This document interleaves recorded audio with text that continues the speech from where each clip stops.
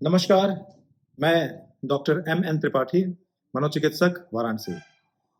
आजकल प्रायः ये देखा जा रहा है कि लोग अपनी बीमारियों को गूगल पे, चैट जीपीटी या अन्य किसी चैट बॉक्स के सहायता से उस बीमारी को अध्ययन करना शुरू कर देते हैं और वो एक गलत निष्कर्ष पे पहुँच जाते हैं। कुछ हद तक वो जानकारी हासिल ज़रूर कर लेते हैं। मैं ऐसा बिल्कुल नहीं कह रहा हूँ कि चैट जीपीटी आपको पूरी तरीके से गलत निर्णय या गलत जानकारी देता है। लेकिन हाँ, उसके पास कुछ भावनात्मक तथ्य नहीं होते।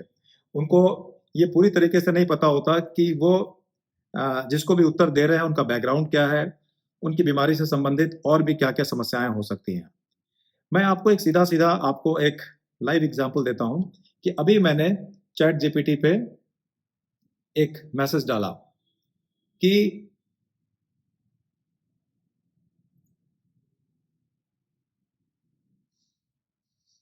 सीने में दर्द हो रहा है।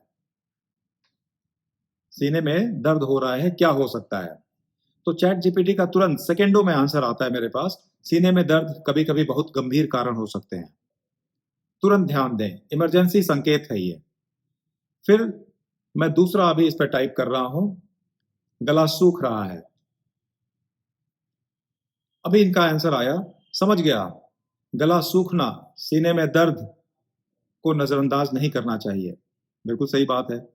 अभी तुरंत ध्यान दें, अगर आपको इनमें से कुछ भी दिक्कत हो रही है, गला सूख रहा है या सीने में दर्द हो रहा है, तो आप तुरंत नज़दीकी अस्पताल में जाएँ और एम्बुलेंस को बुलाएँ। फिर मैंने इसमें लिख के डाला कि धड़कन बढ़ी हुई है। तो इनका एक रेड मार्क के साथ में एक आ गया, यह गंभीर हो सकता है, कृपया तुरंत ध्यान दें। सीने में दर्द, गला सूखना, धड़कन बढ़ना, ये हार्ट अटैक के लक्षण हैं। ये एक निहायत ही इमरजेंसी सिचुएशन है, जिसमें आपको तुरंत डॉक्टर के पास या आपको एम्बुलेंस बुला करके जाना चाहिए। और लास्ट में यह भी लिखा हुआ है कि आप हमसे चैट करते हुए अपना समय बर्बाद ना करें।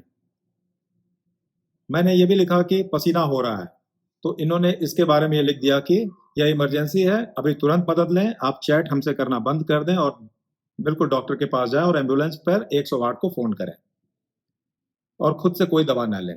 तो अब मैं ये समझाना चाह रहा हूँ कि ये जितनी सारी समस्याएँ हमने बताई कि सीने में दर्द हो रहा है, धड़कन बढ़ा हुआ है, पसीना आ रहा है, जुबान सूख रही है।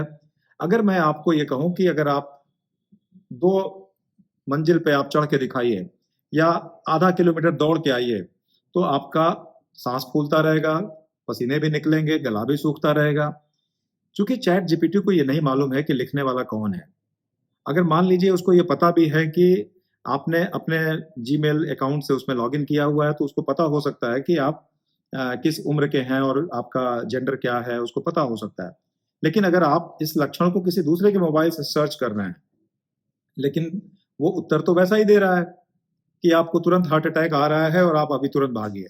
अगर किसी को एंग्ज़ायटी है, किसी को अक्सर घबराहट की समस्या होने वाली है और हम अगर अपने लक्षण को देखते हुए उसमें हमने प्रॉम्प्ट डाला और इस तरीके के मैसेज आ गए कि तुरंत आप एम्बुलेंस बुलाइए और हॉस्पिटल में जाके एडमिट हो जाइए, तो हमारी घबराहट और बढ़ जाएगी। आप थोड़ा एक्सरसाइज़ और व्यायाम करके आइए, आपको पसीने भी छूटेंगे, आपके धड़कन भी तेज़ हो जाएगी, आपको साँस लेने में जल्दी-जल्दी आप साँस भी लेंगे। तो ऐसा एंग्ज़ायटी की वजह से हो सकता है, वर्कआउट की वजह से भी हो सकता है और सामान्यतः यंग पेशेंट में ऐसा होना बहुत स्वाभाविक सी बात है। हम हर चीज़ के लिए हम एम्बुलेंस नहीं बुला सकते, तो आप मिसगाइड होकर के दूसरे डायरेक्शन में चले गए। मैं ये नहीं कहता हूँ कि नज़रअंदाज करना चाहिए, लेकिन उसमें और भी तथ्य हैं जिसको जानने की ज़रूरत है। आप सिर्फ़ और सिर्फ़ इस तथ्य पे नहीं कह सकते कि आपको हार्ट अटैक आने वाला है। अब कभी-कभी ऐसा होता है कि आप इन सब चीज़ों को लेकर के अगर आप पहुँचते हैं डॉक्टर्स के पास में या किसी ऐसे हॉस्पिटल में पहुँचते हैं जहाँ पे आपकी सारी इन्वेस्टिगेशन वगैरह कराई जाती है और सब कुछ नॉर्मल आता है। लेकिन ये समस्याएँ फिर से दोबारा हो सकती हैं, पैनिक अटैक वाली सिचुएशन में। तो इससे क्या होगा कि हम तुरंत भागते हैं और बहुत सारे इन्वेस्टिगेटिव प्रोसीजर के थ्रू जाते हैं जिसमें हमारे बहुत सारे पैसे खर्च हो सकते हैं।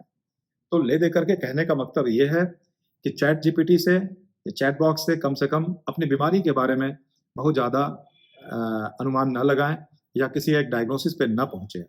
ये बहुत कॉमन होता जा रहा है। ये बहुत ही आजकल के जो यंग बच्चे पढ़े-लिखे जो आ रहे हैं, वो अक्सर इस दुविधा में पड़े हुए हैं। वो आकर के कई बार ऐसा लगता है कि हमारा ही परीक्षा ले रहे हैं। और कई बार कहते हैं कि अच्छा ये डायग्नोसिस क्या हो सकती है? कई बार तो ये मुश्किल हो जाता है कि आप डायग्नोसिस क्या बताते हैं?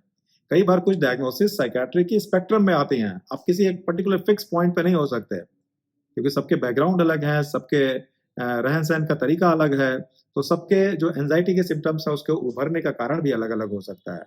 तो आज के लिए वीडियो में सिर्फ यही हम बताना चाहते हैं कि अपनी बीमारी का, अपने डायग्नोसिस का और किसी भी डॉक्टर के जो डिस्चार्ज समरी है, उसको लेकर के कभी गूगल पे सर्च ना करें और उसके अपने से कोई मतलब ना निकालें।